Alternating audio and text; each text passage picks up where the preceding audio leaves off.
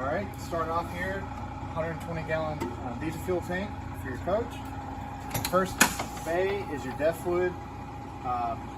Pretty much rule of thumb, you'll get 3 full tanks of fuel on average to 1 full tank of DEF fluid, but don't hold me to that. But it's about a 3-to-1 ratio.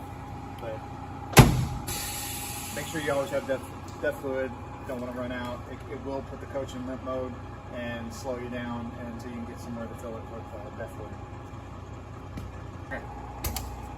Next bay is your, these are actually your chassis batteries for your start capability of your motor.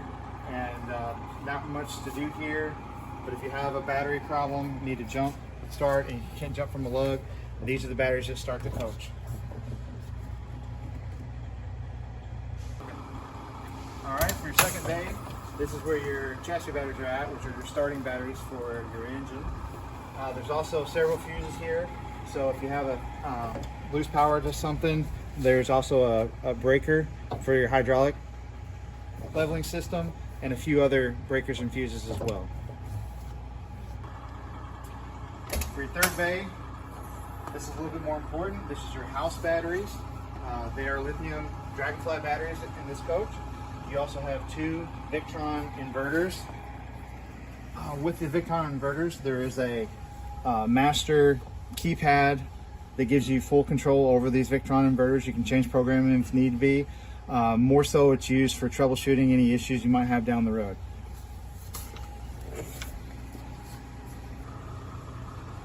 All right, for your fourth bay, not much to see here. It's part of your sanitation main tank and sanitation drain tubing.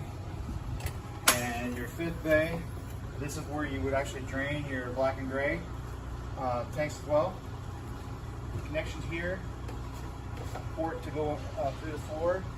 And in your sixth bay, this is where you would actually pull the black tank or the gray tank dump valve. You got to pull kind of hard on these sometimes and push them in fully too each time to make sure they're fully sealed or fully open, depending on which way you're going. All right, back to the sixth bay here. This is your main plumbing bay. Your fresh water fill hose is here. There's also a hose reel control. Just pull out to hook to your water source. Push the button to retract.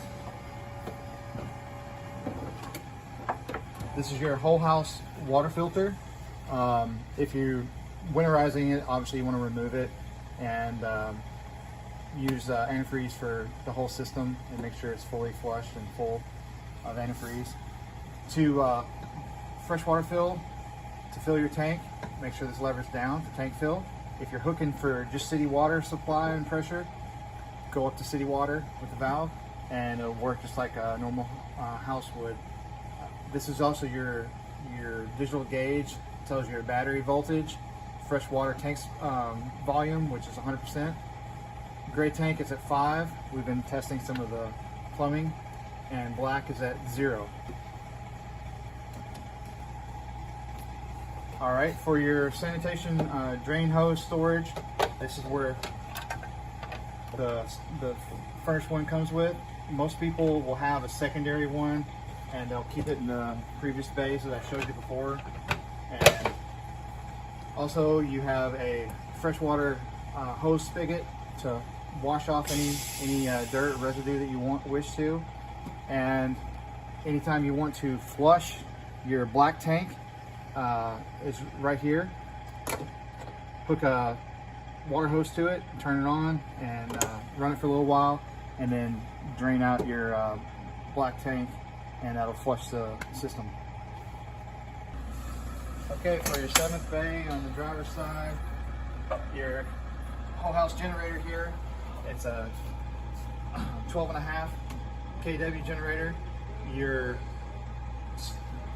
main thing you would come into this bay for, unless you're servicing it, if you had an issue, is the circuit breaker. The main circuit breaker off the generator is right here. You can also, if you're doing some service work or whatnot, you can manually start and stop it with this controller, and your hours are here so you can keep track of your maintenance. And right next door, this is your automatic transfer switch. and your shore power cord. Your shore power cord is also on a freewheeling electric retract reel. The controller's right here, retract. And if it ever gets stuck, just give a little tug, hit retract, and you should hear it release, and then a freewheel back. And of course, there's a port in the floor here to run your cord out the bottom, so you can shut your door as well. All right, for the first, it's actually in the rear, but the first bay on the passenger side, we have your central vacuum. This is where the filter's kept. It's like any other, if you've ever seen a central vacuum, it's just a canister filter. As also, you have your basically outside light, trailer light, and fuses are right here. There's a 110 outlet and a floor port, so if you need power outside when you're camping with your inverters on, you can run an extension cord up through the floor and shut the door. This is some of the vacuum accessories and extra floor tile and a little bit of storage space as well. All right, for the second bay on the passenger side, mostly storage. These are your slide out transport slide locks.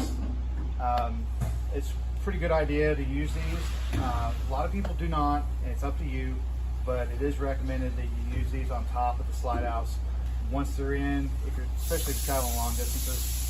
That way, if there's any malfunction with the slide out system, the slide out cannot open on its own. These are your tow hooks. If you ever, for whatever reason, get stuck and need to be towed, these are the hooks that are required for the front to be pulled out. This system right here is your generator exhaust extension that'll run it up above the roof of the coach. And it's pretty self-explanatory. It's just slide together with locking pins. Also another 110 GFI outlet as well, for any outside activity you might need 110 for. All right, for the third passenger side is your Aquahot 600D. It's your Aquahot system. It gives you hot water, gives you your basically a boiler hot water heat source, hydronic heat source for the wintertime. Inside here, the main thing for you would be making sure if it's cold, it's not much more than, I would say no more than 1/4 of an inch below the cold line. And hot, you don't want it to be, there again, more than 1/4 of an inch above the hot line. If it gets below here, it's not going to be end of the world, but however, if you do run it down totally and it sucks in air, it can cause problems, and it'll cost you a lot of money to get the system flushed, or a lot of headache and having basically cold spots in the coach or no heat. The filter for the Aquahot fuel is right there, and this is a actual digital controller.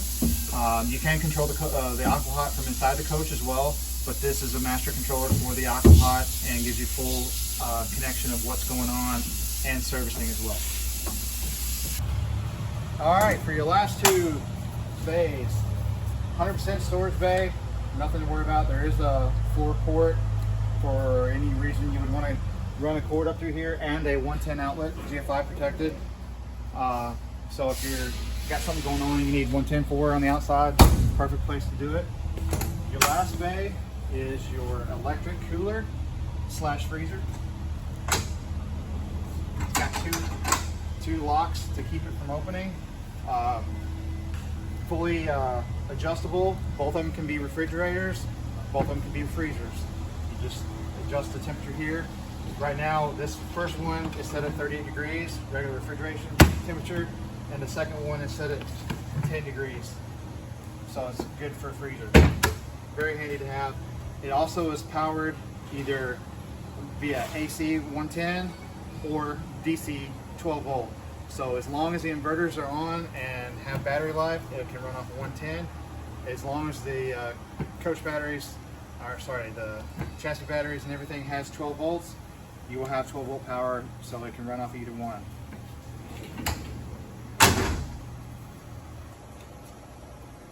All right, your outdoor TV located here. Pretty self-explanatory. Samsung TV soundbar. Both remotes are in here as well for each.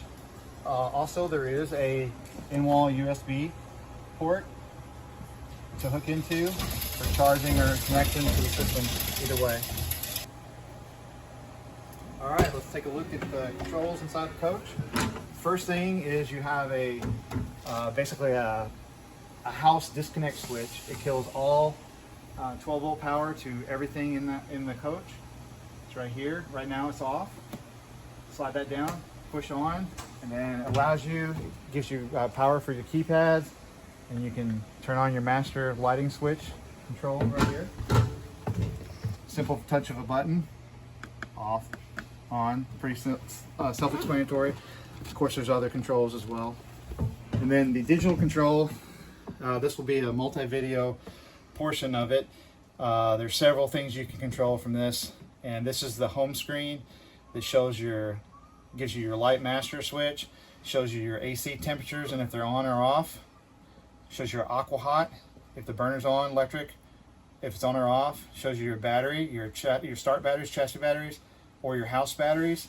Also gives you your generator control,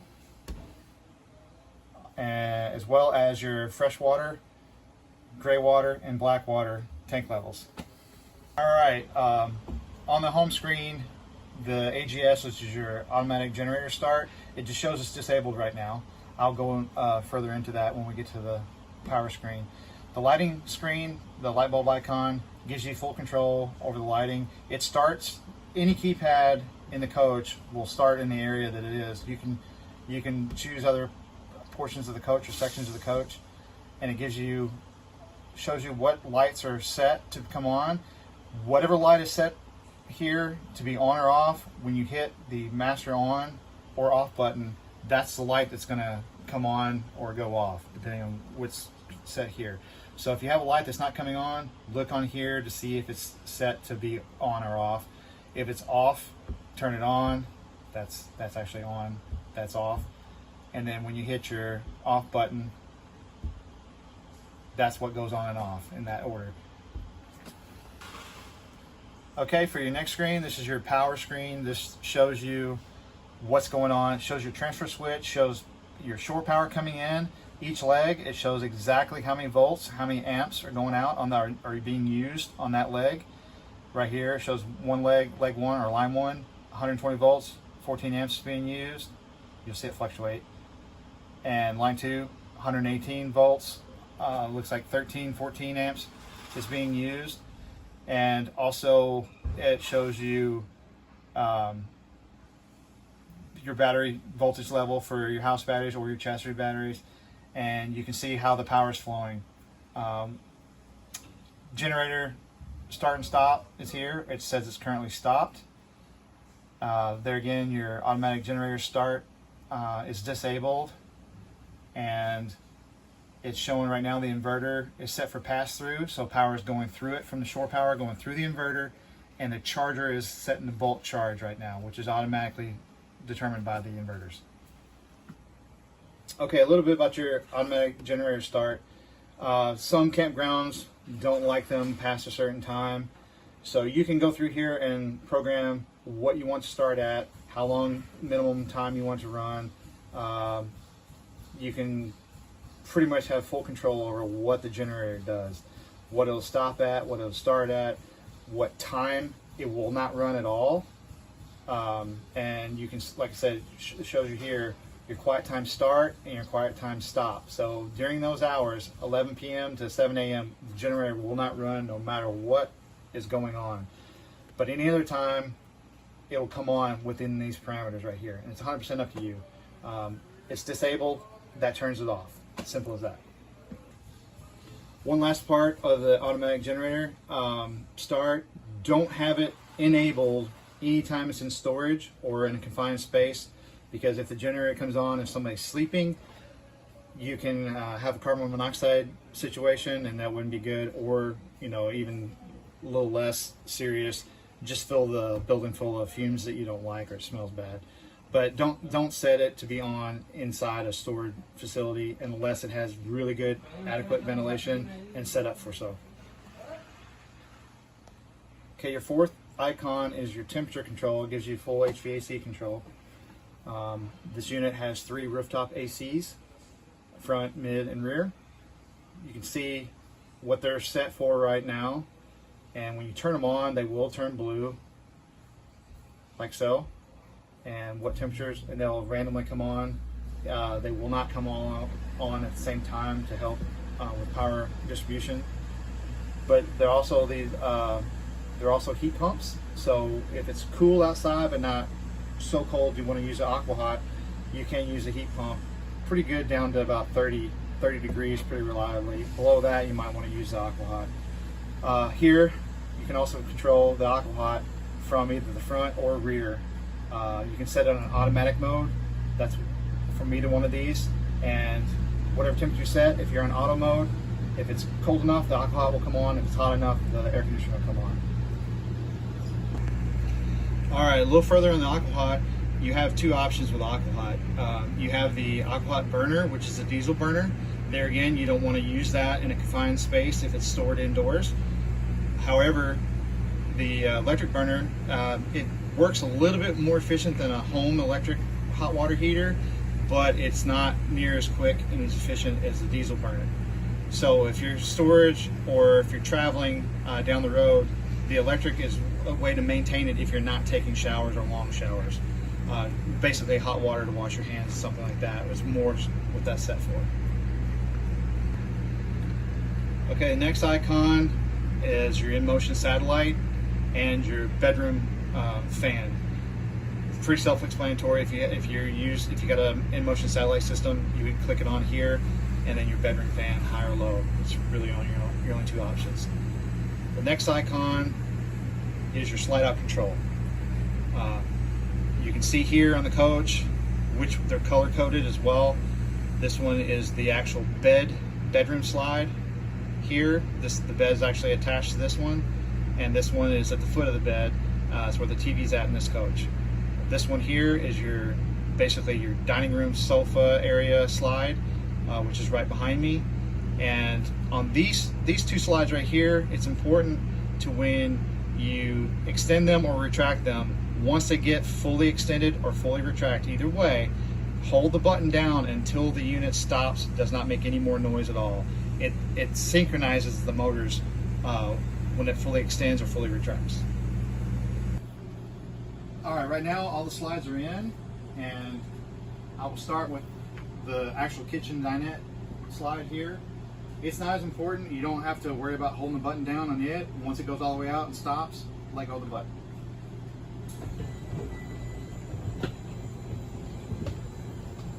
This one will drop down when it gets right on the edge of stopping to level the floor, like so, and then you're done. All right, so the actual bunk slide for the bed slide, either way, however you want to say it, when you extend it, at the very end, you will hear the motor synchronize and then stop. That's when you let go.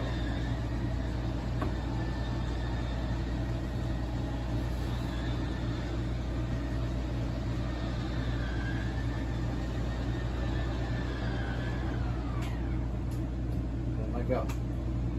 Most important part with this slide is when you retract it, make sure your bathroom door is shut. It will hit if the bathroom door is all the way open, and that's a problem. You'll still be able to go in and out with the slide in, going down the road to use the bathroom, but just to show you, it will hit the bottom here if this door is all the way open. You do not want the slide to come in and lock up on this door. That will cause problems. All right. One thing I haven't mentioned is anytime before you operate a slide, always walk around the coach, look up, look down, make sure there's nothing in the way of the slide before opening the slide. Make sure you're on level ground. If you're unsure if you're on level ground or not, like if you're on any kind of soft ground or grass, level the coach. Use the auto leveling system. Use wood blocks underneath the leveling feet if you have to. Whatever you get to do, make sure the coach is level. Because if the coach is any kind of twist or bind, it can damage the slides, cause the slides to not want to function correctly or cause a water leak down the road. It can tear a seal. It's very important. Just a little basic function on the toilet. If you're urinating and don't want to use a lot of water, you're boondocking or whatever, you need to watch how much water you use the Eco. That will just rinse out the toilet and get rid of liquid. If you do anything else, use the normal. And if you're worried about water sloshing when you're traveling, hit empty. It will empty the toilet bowl and will not refill it. This is an example of the secondary keypads. It's not quite as elaborate as the master. Gives you a little bit of control, mostly lighting control, a little bit of slide control and other functions, just not as elaborate as the larger digitals. But you can do everything you need to do from right here. All right, you also have on the slide controls, you also have awning control for your outdoor patio awnings. It's right here. There again, go outside, make sure you're not gonna hit a building, a tree, or anything like that with the awning before you extend it. But these are the controls, and you can start and stop them whenever you wish.